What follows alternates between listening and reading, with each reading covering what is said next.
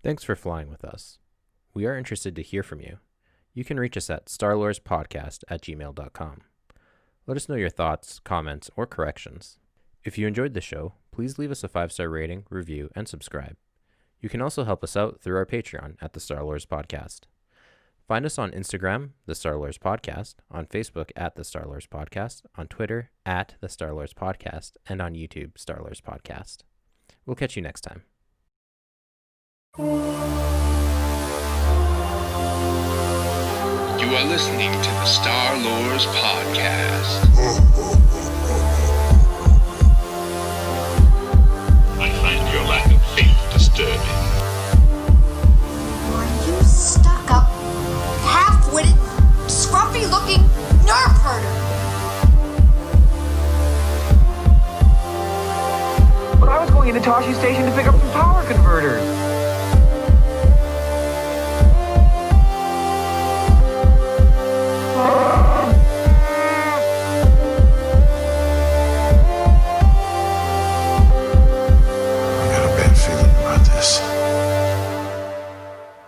An extremely long time ago, in a galaxy very far away.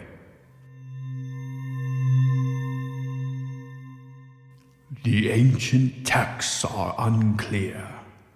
It appears we were invaded by a race that was more technological than animate.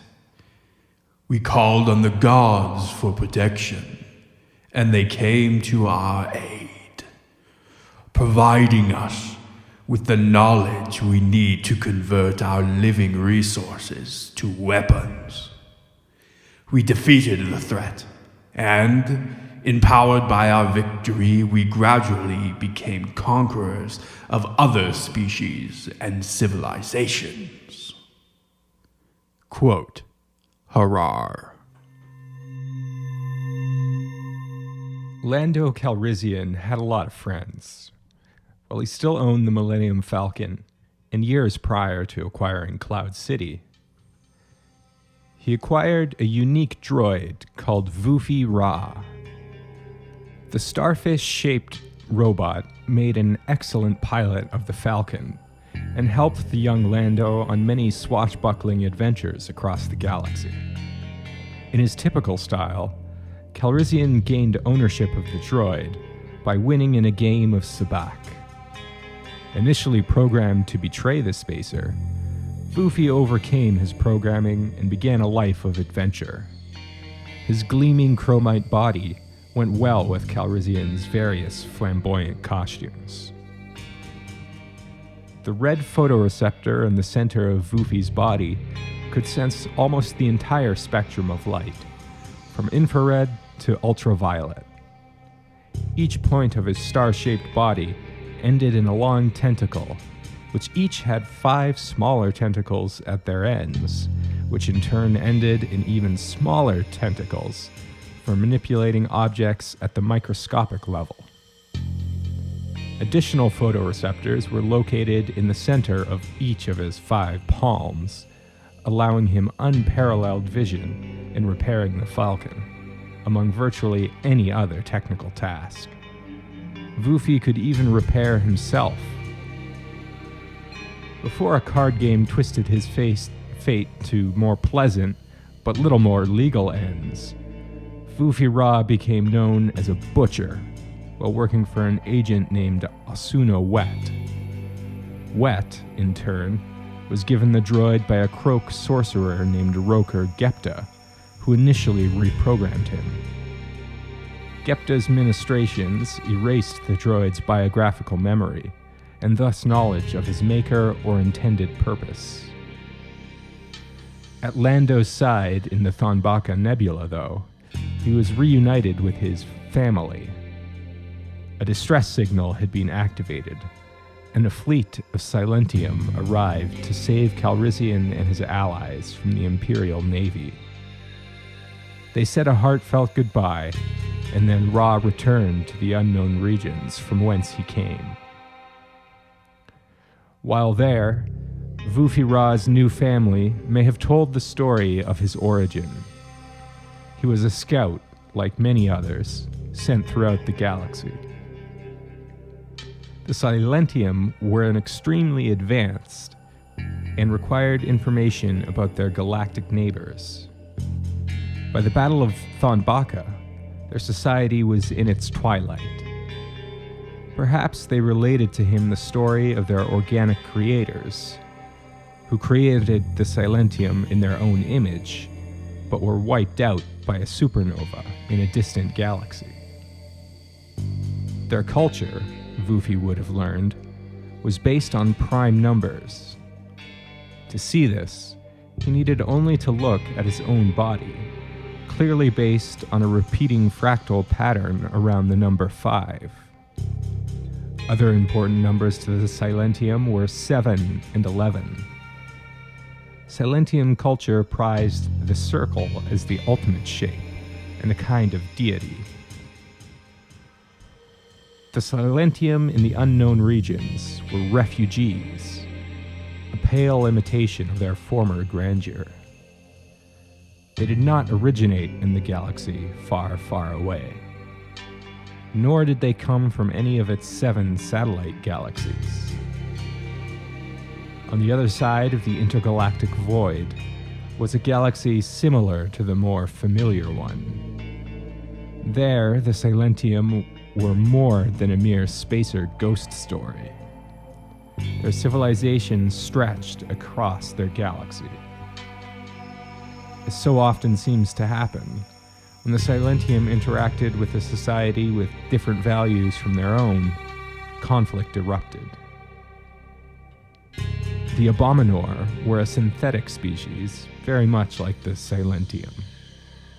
They were capable of self-replication, possessed consciousness, and built an expansive star empire. While the Silentium sought to make themselves in as ordered a manner as possible, the Abominor only sought to expand themselves and to consume ever more raw materials and energy to power their endless expansion through the stars. Giant mechanical monstrosities would drain the moisture on planets to cool their internal mechanisms, causing harrowing ecological destruction.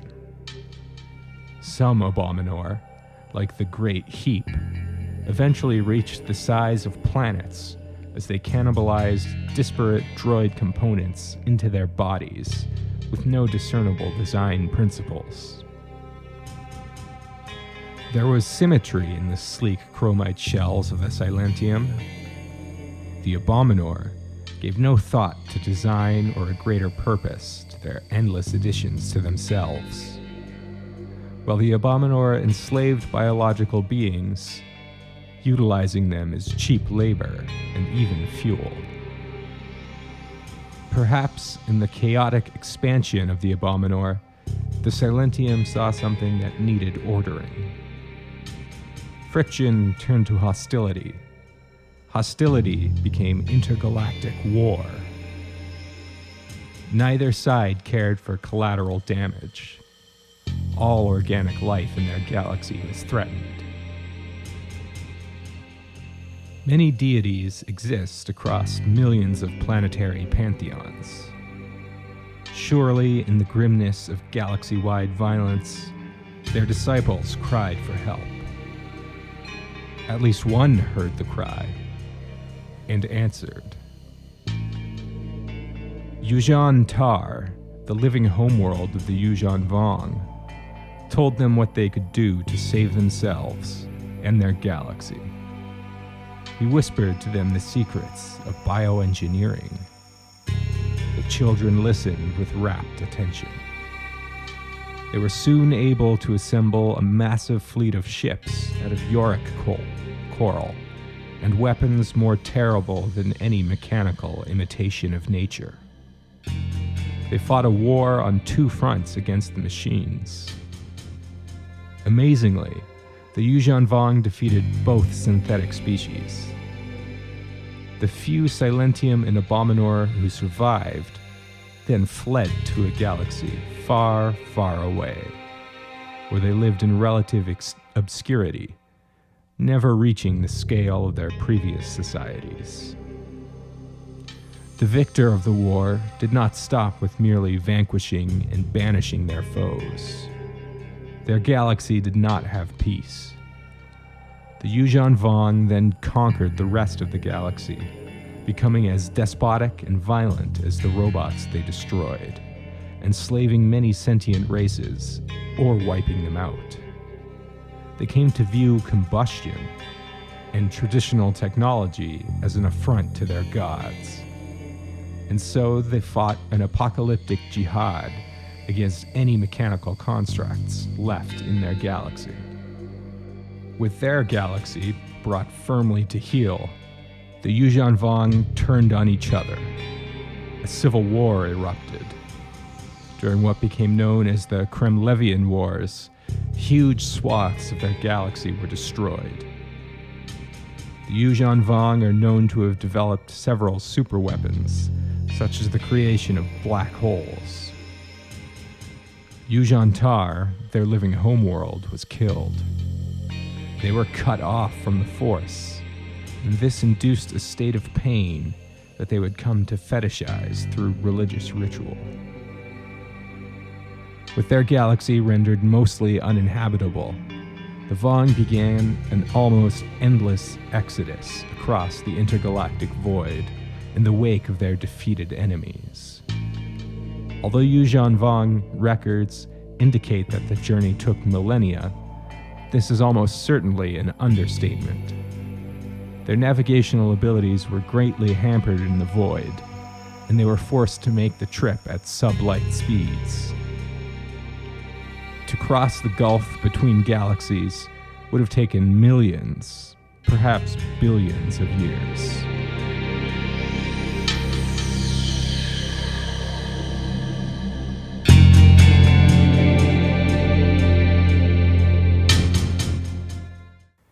The Children of Yuuzhan. The Yuuzhan Vong was tall, muscular, and human-like, but his face and body were horribly scarred and disfigured. He had no hair, and his nose was practically missing. He was horrible to behold. Quote, Garki refugee. In Galactic Basic, the name Yuuzhan Vong translates to the children of Yuuzhan, the deity from whom they take their name. Although they are often referred to as Vong, this is a great insult to their highly prized honor. If another species is so careless as to let the term slip in the presence of one of the Yuuzhan's children, they could easily find themselves slain to restore the honor of the insulted. The meaning of their name is a clear signal as to what is important to them. Their gods, referred to collectively as the Yun-O, and the religion they bestowed. In the before time, in a parallel dimension to the physical universe, the Yun-O directly interacted with their children. They shaped the society and religious practices to which the Yuuzhan Vong would sadistically, masochistically, and genocidally stick to. The physical description of these old ones, or true gods, varies according to the text. Their polymorphous nature is reflected physically by the Yuuzhan Vong. Their gods can hardly be thought of as loving or benevolent, but these deities were their own harshest critics. Like frustrated artists the galaxy over, they would destroy the species they created after judging them inferior. According to the Vong, this happened on at least 3 occasions before their creation. Presumably then, the Vong were perfect. Despite this perfection, constant self-mutilation became a key religious practice. The Yuuzhan was the chief deity. He created the galaxy and the rest of the Yun-O by dismembering himself. Given the biological nature of their homeworld, It is easy to see how the Vong could have formed this impression. He told the lesser gods that they could ascend to his position if they could find other beings to take their place. And so these gods set about collecting worshippers, and were sure to make their worship center on the imitation of the Yun-O. The homage to Yuuzhan's bodily sacrifice, his children would imitate this practice as a sacred ritual, cutting off their own limbs and organs, grafting those of other species in their place, and undergoing painful body modifications. While taken to almost unbelievable extremes, these mutilations were always careful not to impair function. Bloodletting was an almost daily practice, performed at regular prayer times. Tattoos, often in deep purple and black, were also common sacred decorations. In these ways, the Vong created new forms of life and being as they injured themselves. Retreat, even in the face of certain destruction, was heresy, and resulted in social ostracism. They believed that the Yuuzhan was omniscient, knowing everything in the universe, and that he jealously guarded his knowledge. That is, apart from one important exception. Celebrations to Yuuzhan were regarded as the holiest days on the Vong calendar, and he enjoyed many sacrifices from his progeny. The supreme overlord of Vong society was also its high priest.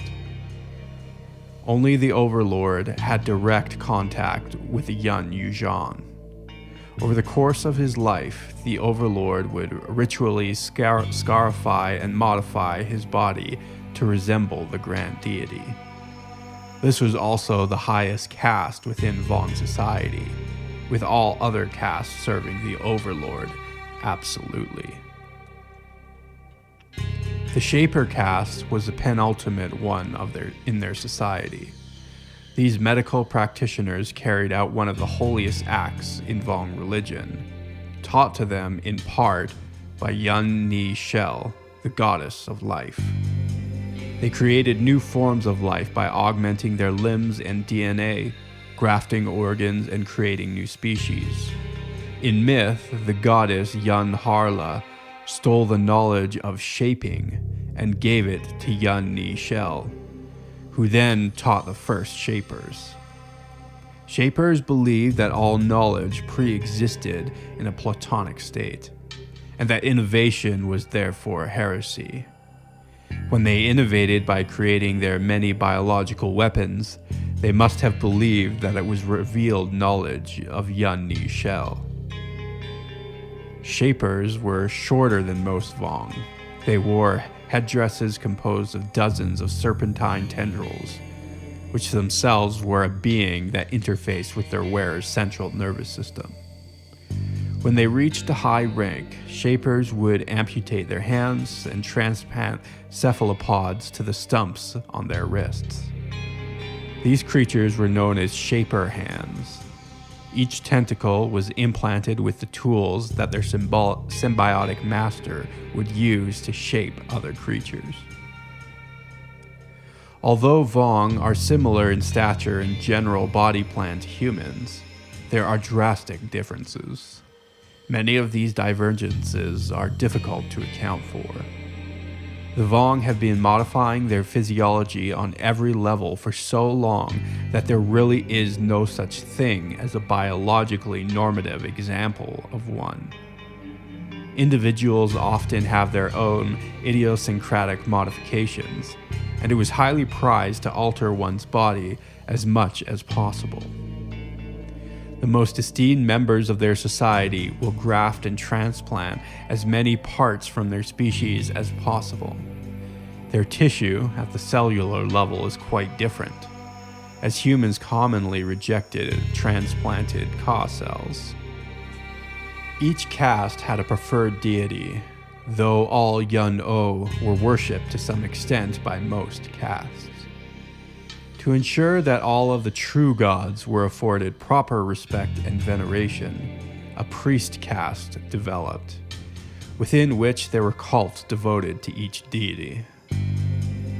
They worked closely with the Shapers in developing biotechnology and performing the necessary ceremonies to make biological augmentations a holy act. They also performed funerary rituals, such as counseling the bereaved and removing the limbs of the deceased and dedicating them to the appropriate deity. The slayer, Yamka, was worshipped primarily by the warrior caste. There are at least two very disparate physical descriptions of him. One is found by reverse engineering the appearance of war masters. These individuals did not differ greatly from the other highly altered and physically robust warriors. The other is the form of the Yam mask, said to be Yamka's form in the physical plane.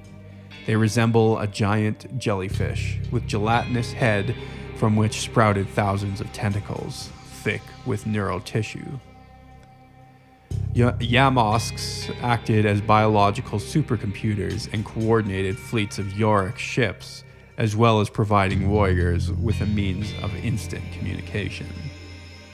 Yamka was also perhaps the most influential Yano in the development of Vong rituals, being the one who instituted blood sacrifices and amputation as worship. Warriors were raised from their creche days to kill, and combat was the primary goal of their education. Fighting was a holy act, thought to earn them favor from the slayer. Warriors also codified what many consider to be one of the Vong's more unpalatable intellectual traditions, the philosophy of pain. They believed that by inflicting pain in both themselves and others, they were brought closer to their gods, who inflicted great pain on themselves in order to create the universe. In battle, warriors favored a species called the amphistaff as their weapon. These venom-spitting sniper vipers would be used as whips, as a means of trapping foes by constriction, and as a rigid staff-like weapon. Amphistaff bodies were also covered in sharp spines, making them as useful in slashing as bashing. For protection, warriors donned Vondoon crabs. These genetically altered crustaceans had carapaces capable of withstanding the punishment of virtually any small-scale energy weapon. Their plates encased the Vong in bone-like material and gripped the mouths of their masters with their legs, stretching the warrior's face into a sardonic grin. Yun Harla, given what she did to Yuuzhan, became known as the trickster goddess. As such, those who relied on dishonesty and chicanery worshipped her, that is to say, politicians and bureaucrats. Such individuals belonged to the intendant caste. She taught the Vong that by physically altering themselves to resemble other creatures, they became closer to Yuuzhan. The business, bureaucratic, and middle management roles in the Yuuzhan Vong civilization were carried out by the intendant caste. It was very different from the other castes, however, since aside from the politicians, most of its members were far more secular than the other castes and favored no particular god. The largest in population but lowest in status caste were the workers. They were servants to those of higher stations, menial labor, and slaves. Those born to other castes could find themselves tumbling down the social hierarchy to the Stygian level by dishonoring themselves in some way. As such, simple actions as hearing somebody use profane language could be considered dishonorable, if not immediately challenged through violence. There was no shortage of means by which warriors, priests, shapers, or intendants could lose their birthright. Yun Shuno, the pardoner, had 1,000 eyes. With these she could see the many sins of the Vong, and thus forgive them. She was worshipped by few, but still respected as any of the Yun O were. Being born with a disability, rejecting implants, falling at one's job, or committing heresy were all mechanisms by which a member of a higher caste could be cast down. These individuals were known as shamed ones, and members born to the worker caste were considered to have higher status. There was only one deity they could worship without committing heresy by their mere presence of the ceremony, Yun Shuno. During the Yuuzhan Vong invasion of the galaxy far, far away, some among the shamed ones found new deities to worship. All among the Vong knew that they had once been Force-sensitive, and supposed that the reason their lives were centered around resulted from the loss of the sensitivity. Because of this, most Vong felt instant jealousy and hatred towards the Jedi, and wanted to cleanse the galaxy of their presence as much as they wanted to destroy all machines. But the shamed ones, already being outcasts and rejects, came to love the demonized Jedi. They worshipped them, much to the hatred of any Vong who held their religious traditions dear.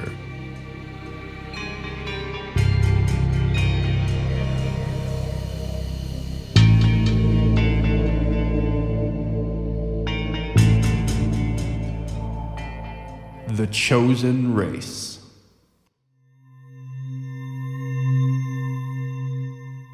All living creatures serve the Yuuzhan Vong, and we serve the gods. Quote, Tsavong La. There's probably no single species or culture in the known galaxy responsible for more wholesale slaughter than the Yuuzhan Vong. Sentient, non-sentient, organic or synthetic, the Vong have butchered them en masse.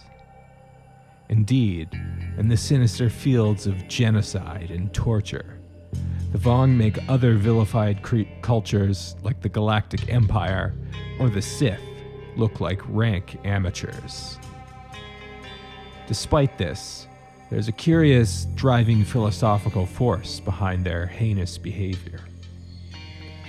They revere life, red in tooth and claw, above all else. It is this reverence which drove them to make such a brutal war on the technocratic civilizations they met throughout their history.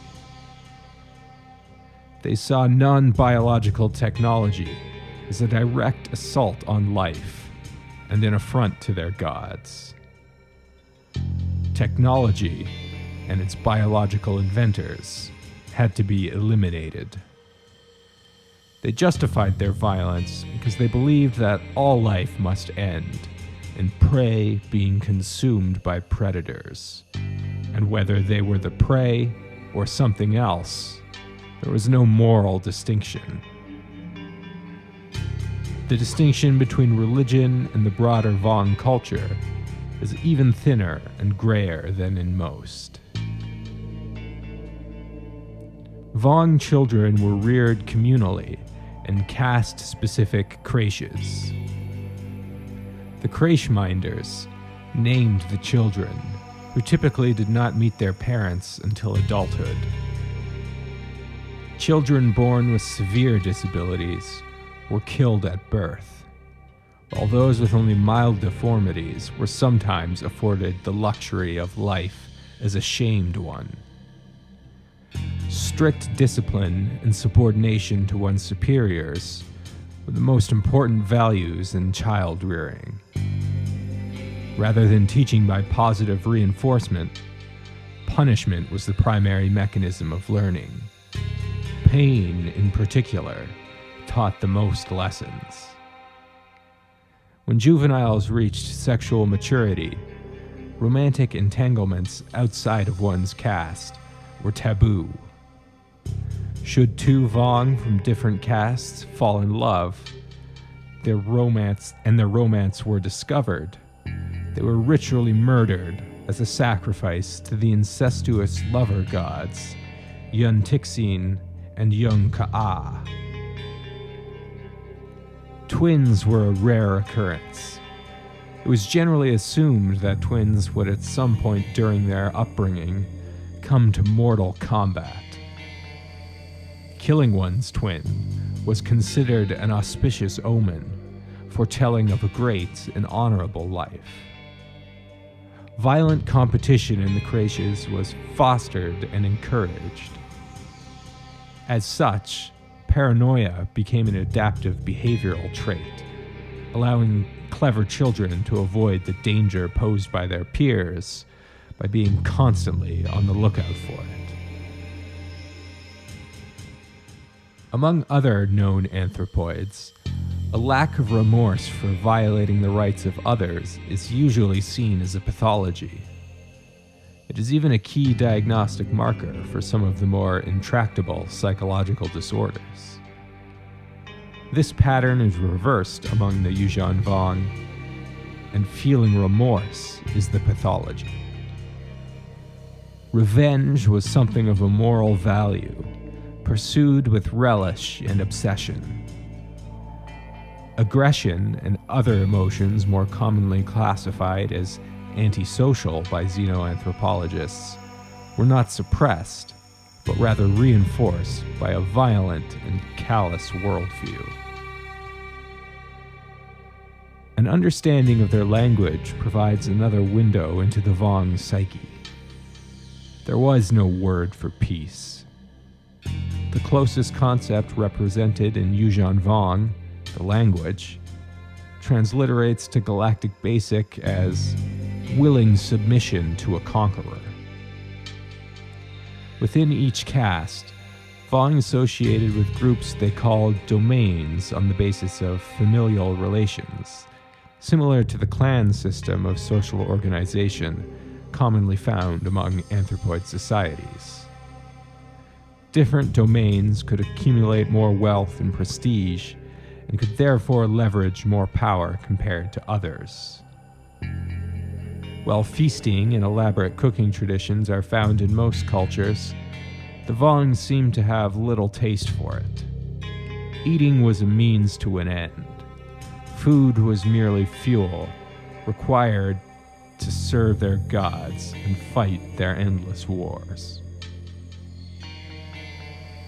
Similar to other notable war-making societies, the Vong had a social Darwinist view of group behavior.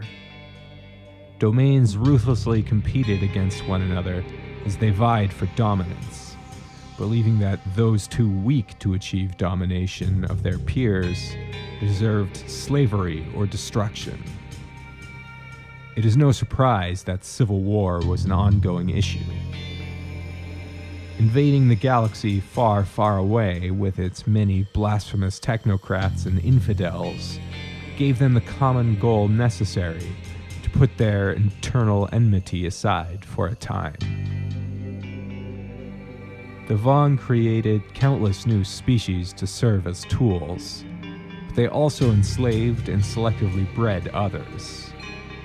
The reptoid Chazrak, for example, were a conquered species from their native galaxy. These beings were sentient, and in some cases could even be accepted into the warrior caste.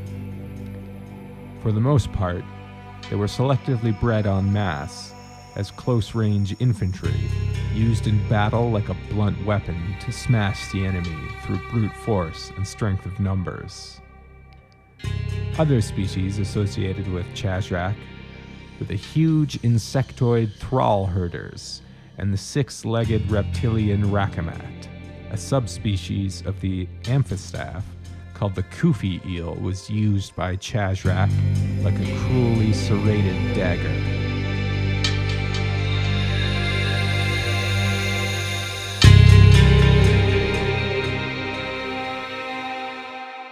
Let the enemy fight. They were brutal, merciless, and unstoppable. They killed for the pleasure of it and seemed fulfilled by it. Quote, Garki refugee. The technologically advanced, though culturally conservative and isolationist Chiss ascendancy, were the first ones to learn of the storm coming to ravage their galaxy. Much to the chagrin of the Mithra Narudu, they refused to build diplomatic bridges to the Galactic Republic, nor to its imperial successors. Although extremely capable militarily, it was of prime importance in Chiss morality never to attack an enemy unless under the most extreme conditions of self-defense. Thrawn, as he preferred in Basic, broke this law and was exiled from the Ascendancy. He then signed on to the Galactic Empire and quickly rose to the rank of Grand Admiral, the only alien to ever do so within that organization. He joined the Empire because he believed they were the only ones who stood a chance against the coming invasion. The Jedi Vergeer went to the unknown regions before the Clone Wars on a mission to the mysterious world of Zonama Seacot, which had a lucrative shipbuilding industry. While there, she encountered a Vong expeditionary force and was captured. She managed to impress the Vong with her force abilities and was raised from the status of prisoner to familiar, a rank given to non-Vong who were permitted to serve in a non-slavery capacity. Later, she was given command of a scout ship and began making her own plans to subvert the planned invasion. Though she may have had noble intentions, Vergeer was ultimately seduced by the dark side. She used Vong torture methods to convert notable Jedi to the dark side as well, who each wrought their own destruction upon the galaxy. Between the Clone Wars and the Galactic Civil War, Thrawn shared what he knew of the far outsiders with Emperor Palpatine. Fearful of losing the power over the galaxy that he had spent so many decades accumulating, he began making secret plans to prepare the galaxy for the incoming existential threat. Perhaps if the rebellion had not so aggressively dismantled Imperial infrastructure, the galaxy would have fared better in the invasion and would not have been so gravely wounded. From 25 to 29 ABY, countless worlds and their ecosystems were forever scarred and even destroyed during the Yuuzhan Vong War. Heroes of the rebellion died tragically. 365 trillion sentients were killed. The New Republic government was all but destroyed, reversing the efforts of all the wars its founders had fought in the name of galactic peace. Those who stayed, somewhat understandably, were viewed with contempt and fear by many of the galaxy's citizens. The remaining Vong no longer wanted war and conquest. They believed that it was their responsibility to heal the many injuries they had caused. Towards that end, Shapers began to collaborate with the new Jedi Order and the New Republic to reclaim the worlds destroyed and wounded by the war. Vong biotech was combined by Force techniques and New Republic science. They called this effort the Ossus Project, after the world where their first environmental restoration project was successfully carried out.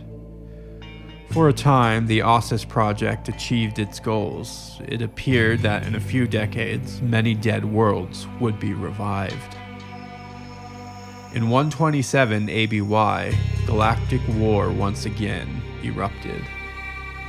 The One Sith attacked the Galactic Empire and the Jedi Order, all but wiping them from local space. Xenoc Kwa, a Vong worker on the Ossus project, betrayed his people to Darth Krait's desires, reversing most of the progress that had been made. On restored worlds, the planet turned into misshapen mutants, and the animal inhabitants grew bony tumors that painfully erupted from beneath their skin. The Ossus project was dead.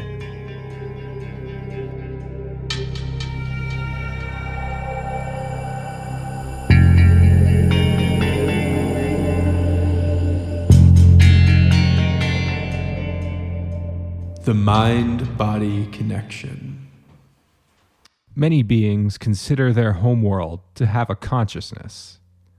For the Vong, this was a quite literal and objective statement of fact. It had a nervous system, or a similar mechanism, which produced a consciousness. The Vong were essentially cells in a much larger superorganism. By the time of their emigration from their native galaxy, their original homeworld, Yuuzhan Tar, had passed away. Before dying, it produced a seed which preceded the Vong's entrance to the galaxy far, far away. Once grown, this planet was called Zonama Sikat by the Pharaohs who settled it. In their language, this meant world of body and mind. Zonama Sikat bookended the Yuuzhan Vong War. Advanced scouts from the primary fleet attempted to invade the child of their homeworld 50 years prior, but were effectively rebuffed. Years later, perhaps knowing what was coming, Zonama used a massive hyperdrive it had created to retreat into the unknown regions, where it stayed until the end of the war. When it returned to the known galaxy, to a Vong-formed Coruscant in particular, it ended the war. It established a connection with the Yuuzhan Vong and negotiated a peace treaty between them and the galaxy, and then accepted those Vong who surrendered, as well as followers of a new Vong faith. It thereafter retreated once more to the unknown regions.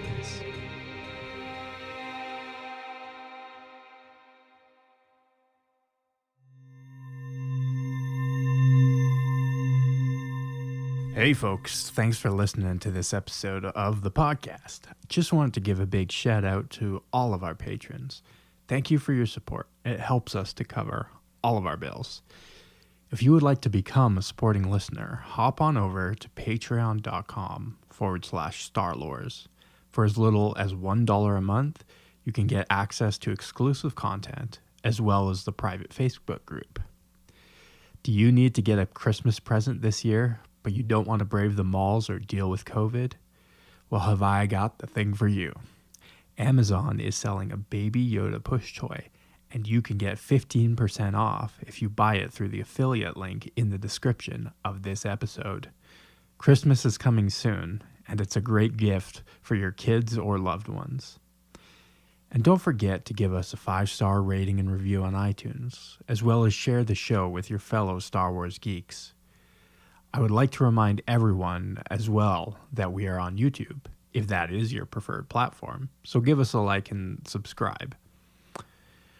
We also would like to hear from you, the people. You can find us on Instagram, Facebook, and Twitter. Just search the Star Wars Podcast. Give us your feedback, corrections, compliments, or cool Star Wars factoids. And finally, we would really love to see your submissions of any Star Wars related art, fiction, collections, or music. Send us a DM and we'll give you a feature on our social media. All right, let's get back into the show.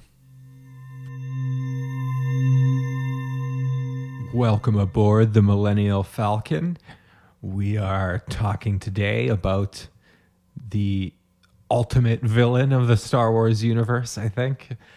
Mm-hmm. But they don't have like a totem villain in the same way that like the Galactic Empire has your Darth Sidious and your Darth Vader or the one Sith have Krayt. It's kind of like their entire civilization is the villain. Yeah. Vong Va is sort of the war master, and he's a character that's introduced during the Yuuzhan Vong War, but he's no more evil or outstanding, I don't think, than any of the other Vong. Another thing I wanted to talk about is our use of the offensive term Vong. Yeah.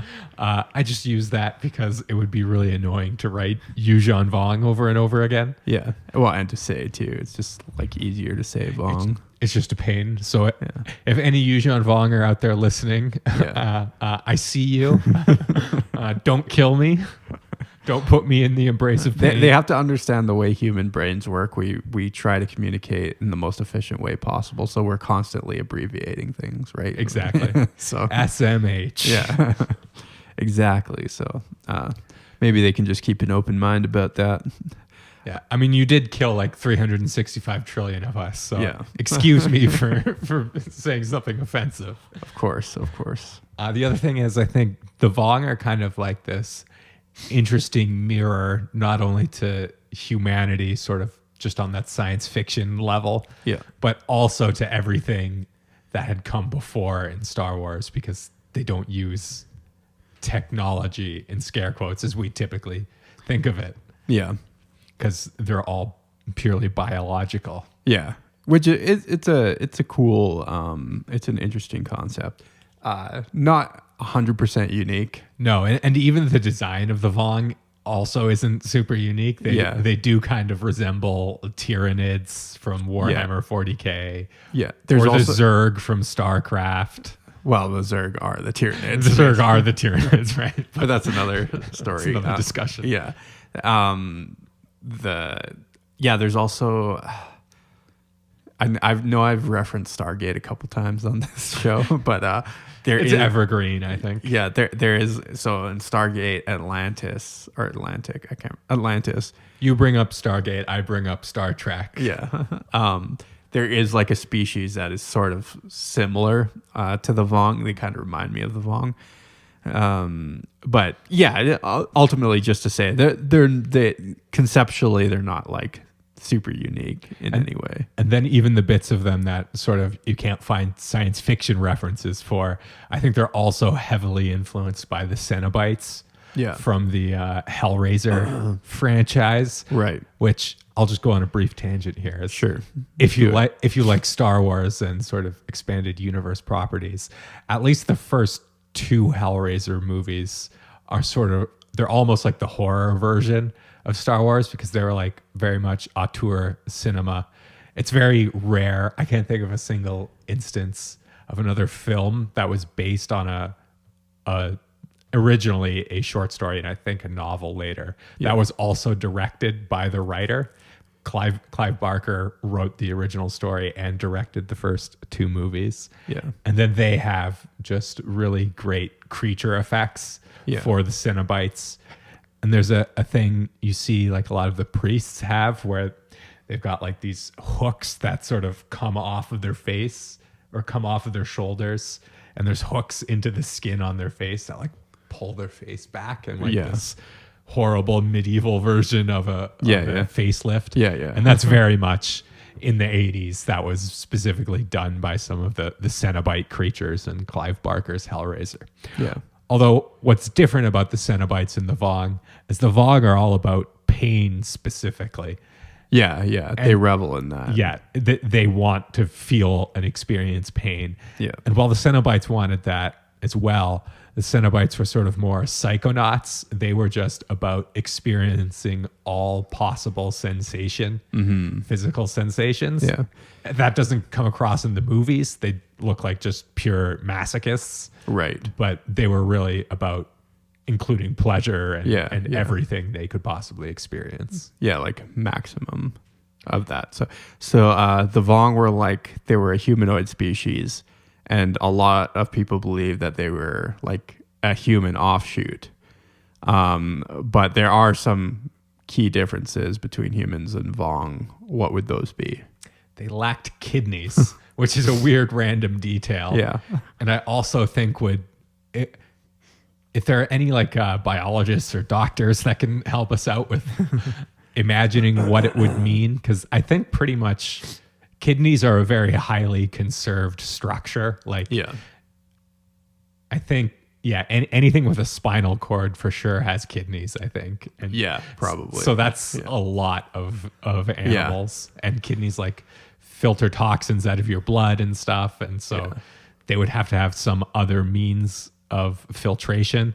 I don't know what that would be. Maybe just bloodletting. I don't know. Yeah, maybe that's why they do the bloodletting. Maybe get rid of all the toxins. Maybe it's like an evolved practice that. You know what? That's actually pretty good. Like if you think about it, they also travel, like hypothetically millions of years to reach the galaxy far, far away. Yeah, that was a weird oversight, I thought, on the part of the writers. Yeah. Because while distances just within a galaxy are insanely far, right? Right. Even if we could travel the speed of light, it would still take a very long time. Oh, of course. To get to the would take, nearest star. Yeah. It would take, I think the nearest star is like 5 light years away or something. Oh yeah. So at light but speed, even to distance the galaxy like they do in the Republic, it would take millions of years at to- light speed. yeah. And then the Which is why they have hyperspace. and so just to imagine like the scale of galactic structures, like the average distance between two galaxies, I believe is near 1 trillion light years. Yeah, I would think at least. I did look it up. I think it's Like 9 what's the difference between Milky Way and Andromeda? Because that's the closest galaxy to us. unless you count the large and small Magellanic Clouds, which are dwarf galaxies that are on a collision course for the Okay, so Milky there'll be Way. a big galaxy when they collide. But the figure I found when I Googled it was the average distance between any two galaxies is 990 billion light years. Okay. Yeah. So nearly 1 trillion light years. But then in the Star Wars sources, it says that it took only a few millennia to travel that distance. Yeah. And they couldn't travel at faster than light. They had to travel slower than light because their navigational systems were screwed up. Could it be that the galaxies are just maybe they're on a collision course? Maybe the galaxy far, far away is actually going to collide with another galaxy. If they were close enough that you could travel the void in Yeah. thousands of years, you would be able to see the other galaxy from. And I mean, maybe they can. Like they just never turned the camera around. It's never like mentioned or anything. But Possibly. The other thing is maybe they mean millennia in sort of like the biblical age sense, where it's like millennia just it's not a literal day; it's an era. Yeah, it just means a super ultra long time. Yeah. But even then, like billions of years is long enough for like evolution to start taking on some very strange.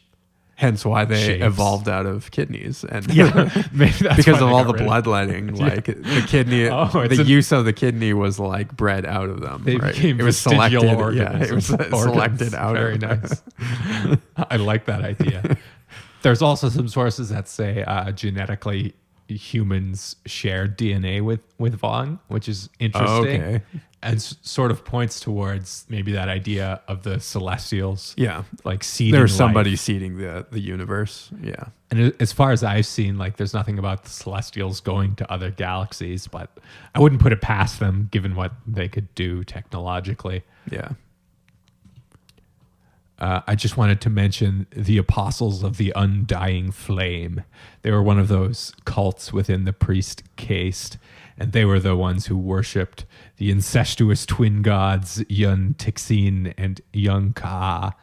And so these were a male and female god, and the priests of the Undying Flame altered their bodies to be one half male and one half female, which is a very interesting take on like transsexual people, quite honestly, like trying to go for that middle ground, not being one or the other, not but being one or the both other. simultaneously.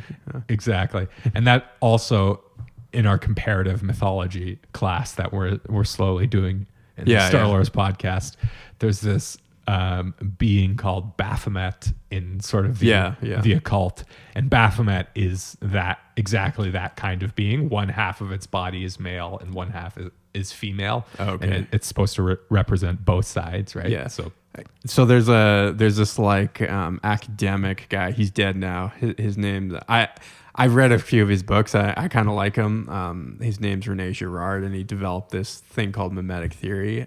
But he talks a lot about like mythology and ancient cultures. And this kind of, in a lot of ways, reminds me of this, like even in the rituals and stuff, how they're like developed, and with the self-mutilation and stuff like that, almost as like I remember reading in the scripted portion, one of the rituals was to like cut off a limb and as a sacrifice, but that was like representative of a previous sacrifice. Yeah. And that's a very like mimetic theory actually idea. It is like a lot of rituals are developed from like some kind of original death. Like communion or something. Yeah. Christian tradition. Yeah, exactly. Right. Like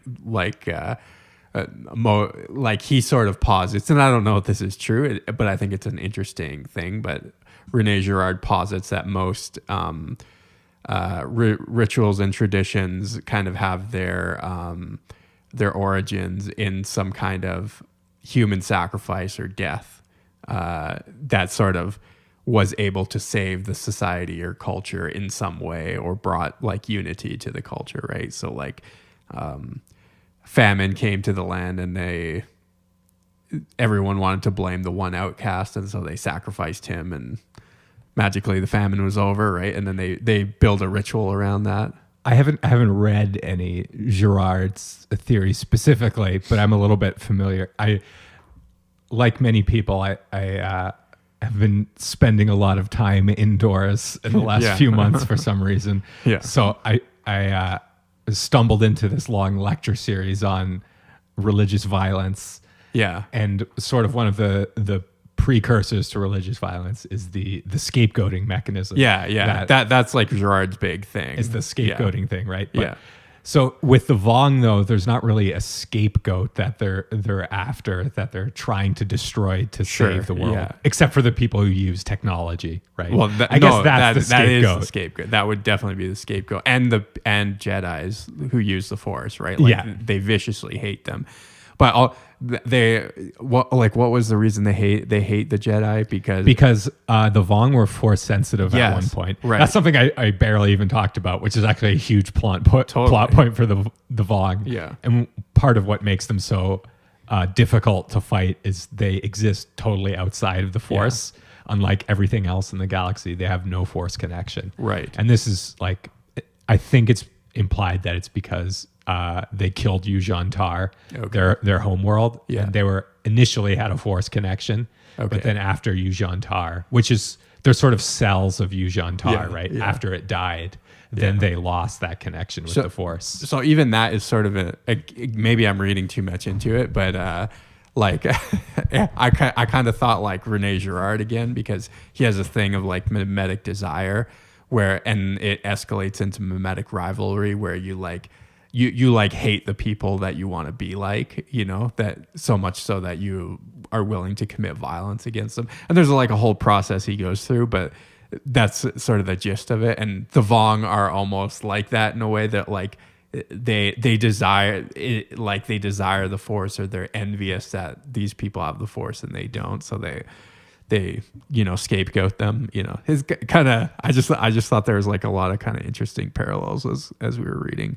I don't know if Girard influenced this at all. I don't think so. Well, I think a lot of Girard's thinking, he was kind of like a Freud or a Jung, in that a lot of it came from doing comparative mythology, right? It was just from reading other religious texts and stuff. So and that's obviously how Star Wars was created. It's by reading mythology, right? So they're coming from the same source material. It's true, ultimately. Yeah.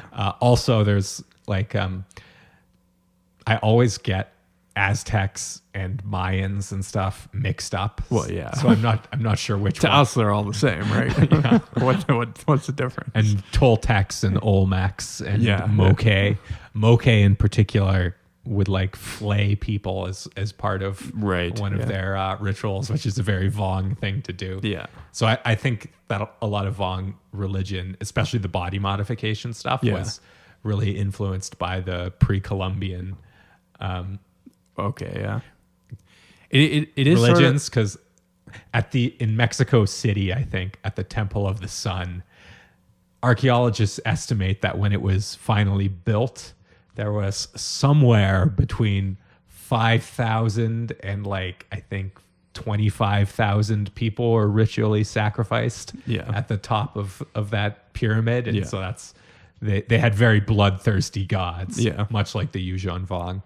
Yeah, it is kind of interesting. The Yuuzhan Vong are almost like, they're obviously very devout, but very puritanical in a lot of ways. You know, like very conservative as well. Yeah. You have to be like, I don't know what the word is, but very, very committed to the traditions and sort of the purpose of the Vong.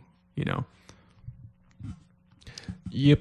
So there's, a bunch of stuff about Vergeer. She had an interesting life. Sort of infiltrating the Vong and trying to like subvert them from the inside, which obviously didn't really work. And sort of made things worse because from her we get Darth Krayt and Darth Caedus because of her sort of good intentions paving the way to hell kind of thing. Yeah. But I think we'll probably do a bio episode on Vergeer because she's got one of those interesting interpretations of the Force. Okay. Yeah, that would be interesting. And what do you think about? I know there's some fan theories about the Empire did nothing wrong, and Palpatine, in his infinite wisdom, foresaw the coming of the Vong, and everything he did was he had to be the dictator he was in order to prepare for the Vong and stop them. And admittedly, like the fracturing of the galaxy made them less prepared for the invasion. Do you think there's any weight to that theory? Yeah, and I think which I always love is it paints the Rebel Alliance as bad guys again, because sort of what they did, if the rebels hadn't have done such damage to the Empire, essentially, and the largest military and possible defense force, maybe the Vong wouldn't have killed 365 trillion people, right? But I think in Outbound Flight, you see when I think Palpatine learns for the first time about the Vong from Thrawn. Right. Which was kind of already after he had his ambitions to rule the galaxy. It was during the Clone Wars, right? So his thing was already well underway. But you could make the argument that maybe he was like, once we win the war with the Vong, I'm going to like loosen my grip a little bit on the galaxy and not be so tyrannical. I don't even think you have to go that far. I think like you could assume that he was really only after the revenge of the Sith, right? Yeah. All he really wanted to do was kill the Jedi. Yeah. And once he kills the Jedi, everybody wanted him to be emperor. Yeah. Like he didn't have to build this massive draconian dictatorship with all this military might. Right. To control the galaxy. He already had political control of the galaxy. The people loved him. The Jedi were dead. Yeah. That's it. But he kept going. Yeah. And maybe the reason he kept going was to fight the Vong off. Yeah. I think it's possible. I think it's possible. I wish it would have been explored more, Well, George Lucas didn't think of the no, I know George Lucas didn't, but it feels like kind of a wasted opportunity. And because it is true, like kind of after sort of the Galactic Empire falls, you got to up the ante a little bit, and that's why they wrote the Vong in, is to up the ante. That is something I wanted to bring up, is did Star Wars jump the shark with the Yuuzhan Vong? It's like, where do you even go in terms of telling stories? Because you can't possibly raise the stakes any higher. Yeah. Not only did they kill all those people, but like most of the planets that we see in all the other Star Wars stories are just completely destroyed by the Vong. They do this thing called Vong forming, where they completely change the ecosystem just to produce like Yorick coral ships and stuff, and they kill all the native life and whatnot.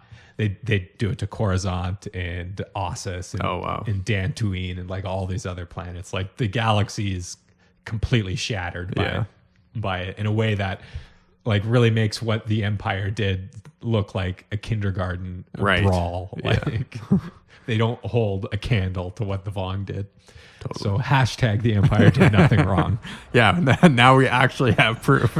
Yeah. You got anything else? Nope, that's it. May the Force be with you.